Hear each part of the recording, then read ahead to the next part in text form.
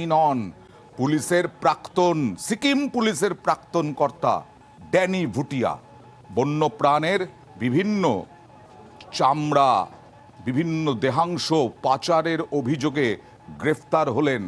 কথা বলবো প্রতিনিধি বিশ্বজিতের সঙ্গে। বিশ্বজিৎ, এত বড় একজন প্রাক্তন পুলিশ কর্তা, তিনি কিভাবে জড়িত এর সঙ্গে?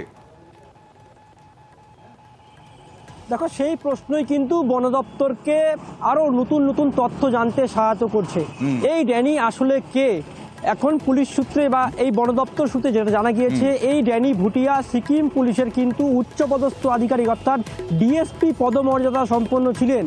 গত 3 বছর আগেই কিন্তু তিনি অবসর গ্রহণ করেছেন এবং অবসর গ্রহণ 3 বছর পরেই দেখা গেল এই ড্যানি কিন্তু বন্য প্রাণীর ব্যবসার সঙ্গে যুক্ত এবং পুরোপুরি অবৈধ। কি পাওয়া গেল এই ড্যানির কাছে? এই ড্যানি উত্তরবঙ্গ বিশ্ববিদ্যালয়ের পাশে এক হোটেল থেকে তিনি চোরাচালানের বিষয়ে কথোপকথন করছেন, যার খবর পায় বাগডোগরা বন দপ্তর এবং তার কাছ থেকে অভিযান চালিয়ে সেখান থেকে কিন্তু উড়ন্ত কাঠবিড়ালি, তার ছাল উদ্ধার হয়, যেমনি তেমনি হরিণের কিন্তু কস্তুরী উদ্ধার হয়। বন দপ্তর জানাচ্ছে এই দুটি কিন্তু বিপন্ন প্রাণীদের মধ্যে তালিকায় পাওয়া যায়, যেটি শিডিউল 1 হিসাবে বন দপ্তরের আইনে কিন্তু রয়েছে।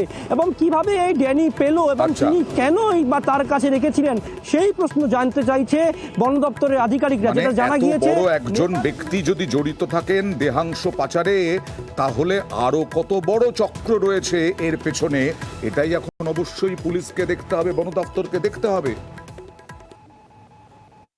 তো ওনার কাছ থেকে 2টা মস্কের পট, কস্তুরী বৃন্দাও বলা হয়, আর সাথে সাথে জায়েন্ট ফ্লাইং স্কুইরেলের স্কিন।